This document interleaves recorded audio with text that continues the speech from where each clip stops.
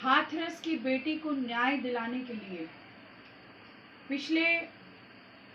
4 दिनों से, जब से उस बच्ची की मौत हुई है सफदरजंग अस्पताल में, देश भर के अंदर महिला संगठन, न्याय पसंद लोग,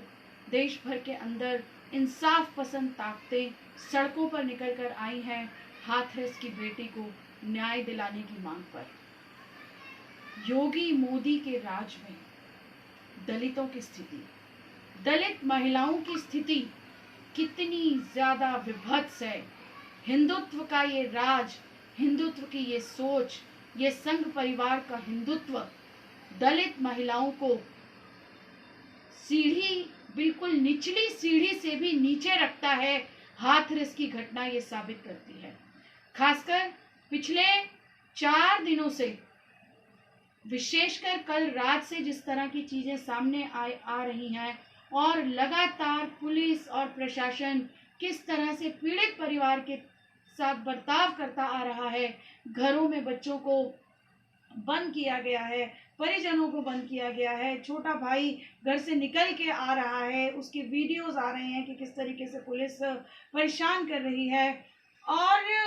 उसमें भी डीएम साहब का ऑडियो आ रहा है, वीडियो आ रहा है कि पीड़ित परिवार को वो धमका रहे हैं कि आप अपने बयान को बदल लीजिए, मीडिया आता जाता रहेगा। ये सब चीजें योगी का प्रशासन, योगी की पुलिस, योगी की सरकार, ये योगी का एडमिनिस्ट्रेशन ये क्यों कर रहा है, किस चीज को कवर अप करने की कोशिश हो रही है, ये सब अपने आप में जांच का विषय है। और अभी थोड़ी देर पहले ही कुछ लेख ट्विटर पर शेयर हुए हैं जिसमें उस बच्ची की मां के हवाले से कहा गया है कि ये आरोपी बच्ची को किस तरह से लगातार तंग करते थे, और ये जनता के आंदोलन के दबाव में अभी कल ही योगी सरकार ने पूरे मामले की सीबीआई सिफारिश की अनुशंसा की है। उसके पूर्व में ऑनरेबल हाईकोर्ट इलाहाबाद की जो लखनऊ बेंच है, उन्होंने पूरे मामले का संज्ञान लेते हुए 12 अक्टूबर को इस मामले की सुनवाई निश्चित की है। हम ये बात कहना चाहते हैं, आज आवश्यकता है इस बात की कि सीबीआई की जो जांच है, सीबीआई की जांच पर हाई कोर्ट निगरानी करते हुए high court day to day status report मांगे सीबीआई से, ताकि इस मामले की टाइम बाउंड वैज्ञानिक जांच सुनिश्चित की जा सके, निष्पक्ष जांच सुनिश्चित की जा सके। उसके साथ साथ ये भी बहुत जरूरी बात होगी कि आखिर क्यों इस पूरे प्रकरण के अंदर इतना ज्यादा जो कवर अप चल रहा है। जो यूपी के एडीजी का ट्विटर आया जिसमें उन्होंने कहा कि कोई बलात्कार ही नहीं हुआ, उस तरह की घटिया भाषा एक तो बोलने के उन पर, और उनकी जो कानून की कम जानकारी है उसके विषय में उनके ऊपर एडमिनिस्ट्रेटिव एक्शन तो बनता ही बनता है। डीएम साहब क्यों जो है पूरे परिवार को क्यों वो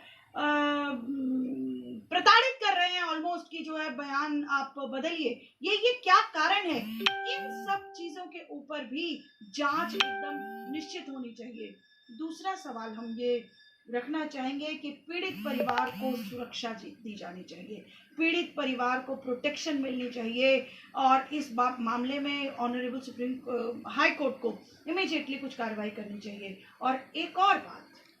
जो हम रखना चाहते हैं वो ये है कि भारत के अंदर जातीय उत्पीड़न कैसे खत्म होगा। जातीय उत्पीड़न खत्म करने के लिए रेडिकल लैंड रिफॉर्म्स, भूमि सुधारों की एकदम आवश्यकता है। हमें नहीं भूलना चाहिए कि जब तक वो परिस्थिति नहीं बदलेगी कि जो दलित महिलाएं हैं, जब तक वो दूसरे के खेतों में चारा इकट्ठा करने के लिए, दूसरे के खेतों में काम करने के लिए जाती रहेंगी, तो वो ठोस आर्थिक परिस्थिति जब तक नहीं बदलेगी, कि जब तक जमीन के ऊपर अधिकार नहीं रहेगा, सामाजिक उत्पीड़न के ठोस आधार को समाप्त नहीं किया जा सकता है। आज इस बात को रेखांकित करते हुए कि आज जिस तरह से ऑनरेबल हाई कोर्ट सामने आया है, जिस तरह से सरकार मजबूर हुई है सीबीआई जांच की सिफारिश के लिए, वो केवल तभी संभव हुआ है जबकि हमारे जनता निकल कर आई है सड़कों पर, जनता के आंदोलन ने ही, महिलाओं के आंदोलन ने देश भर के अंदर से हाथरस की बेटी को न्याय दो की आवाज बस्तियों से, गांवों से, जिला मुख्यालयों से, देश भर के अंदर महिला संगठन, जनवादी संगठन, न्याय पसंद ताकतें, दलित संगठन सड़कों पर निकल कर आए हैं। दिल्ली में भी अभी 2 दिन पहले बहुत बड़ा एक प्रदर्शन किया गया। आज आवश्यकता है इस आंदोलन को जिंदा रखने की कि हाथरस की बेटी को न्याय दो। ये सवाल को जिंदा रखने के लिए हमें लड़ाई को निश्चित तौर पर विकसित करना पड़ेगा और ये मांग हम करते हैं कि उस परिवार को उस परिवार को आर्थिक मुआवजा तो दिया ही जाए, साथ ही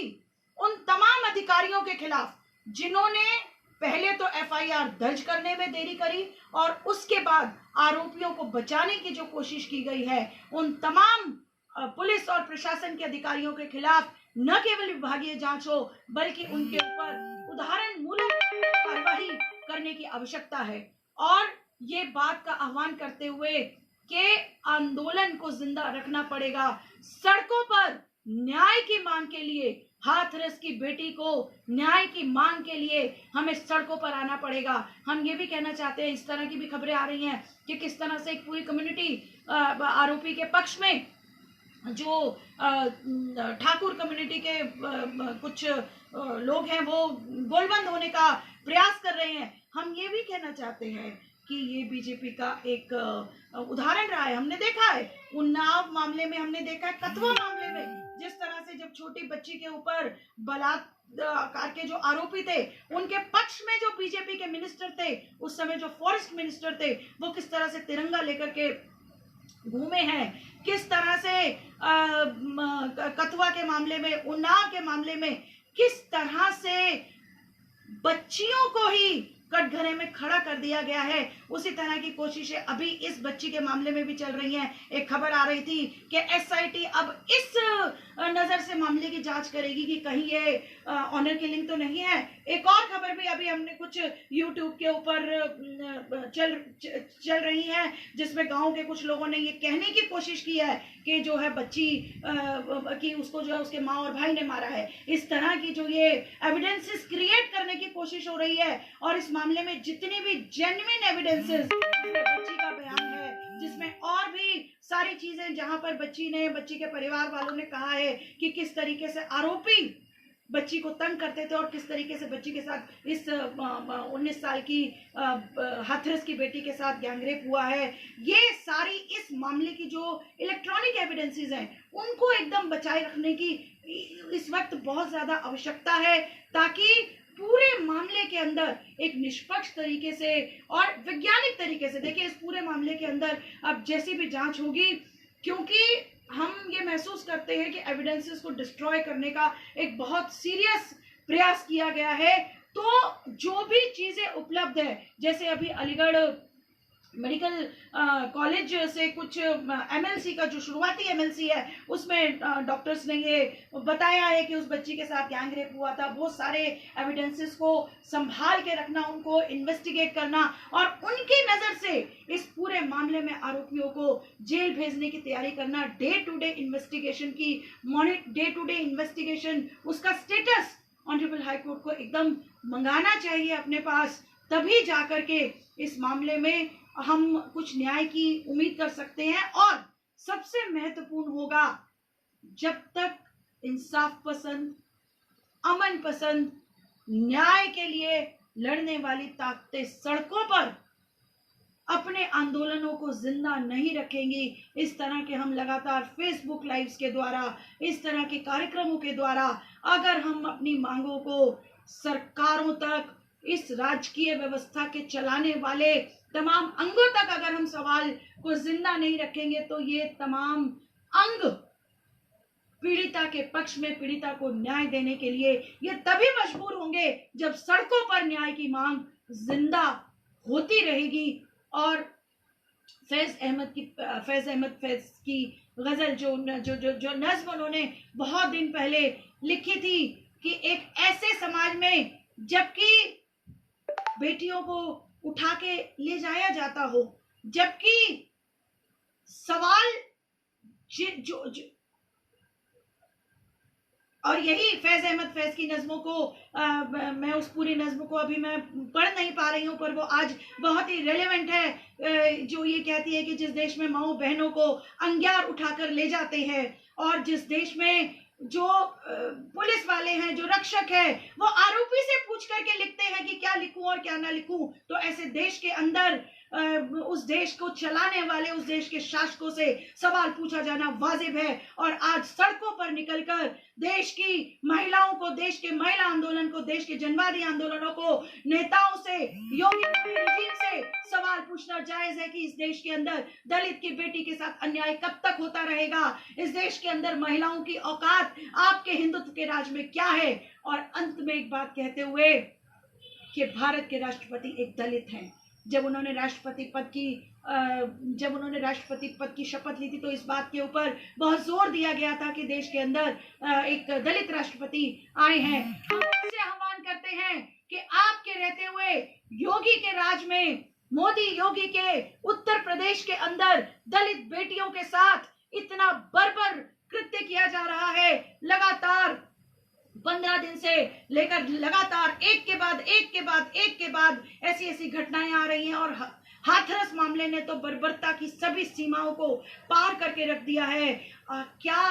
माननीय राष्ट्रपति महोदय, एक दलित होने के नाते आपका दिल नहीं पसीजता? क्यों नहीं आप